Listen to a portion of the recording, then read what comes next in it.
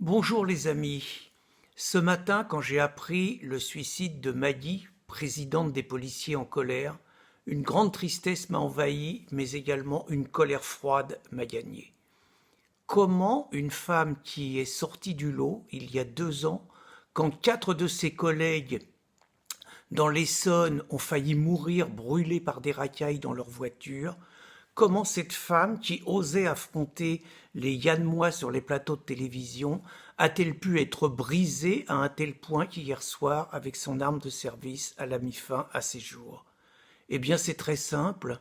Ça a été un meurtre collectif. Je dis bien un meurtre collectif où tout le monde, une bonne partie de ceux que je vais citer, a le sang de Maggie sur les mains.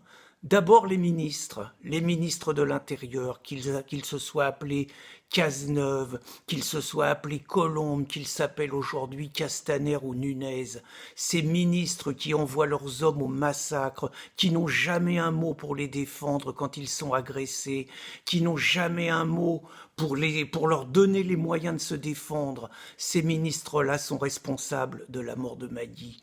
Mais aussi l'administration policière, cette hiérarchie qui, pour sauver ses privilèges, ne bouge pas une oreille quand les policiers sont agressés en plein travail, quand ils sont agressés devant chez eux, quand ils sont assassinés chez eux comme à Magnanville. Pas un mot pour secourir leurs hommes, au contraire. On a vu un Sébastien Jalamion lynché par sa hiérarchie simplement pour avoir voulu dénoncer la réalité des islamistes sur le territoire français.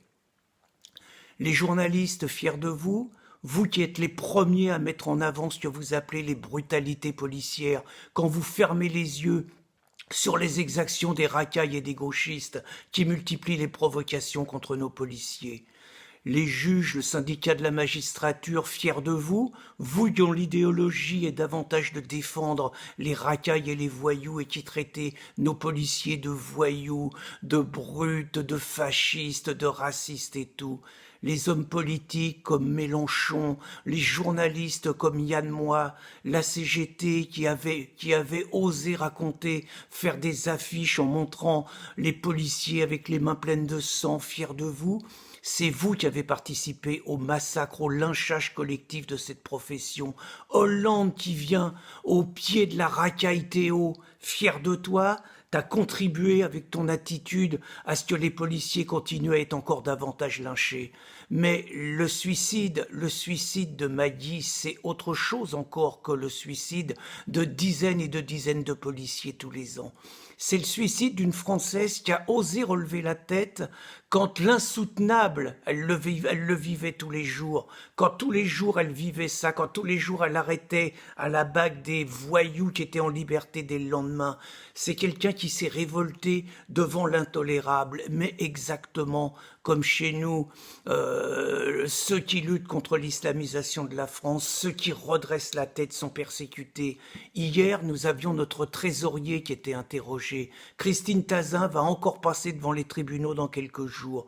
Tous les résistants qui osent redresser la tête et ne pas accepter ce qui est en train de devenir la France, c'est eux qui sont envoyés à la mort tous les jours. C'est eux qui sont menacés, c'est eux qui sont lynchés, c'est eux qu'on veut briser, exactement comme on a brisé Maggie. Alors Macron, Édouard Philippe, le ministre de l'Intérieur, un bon conseil, aujourd'hui, taisez-vous. Ne lui rendez surtout pas hommage à Maggie, vous la tueriez une deuxième fois.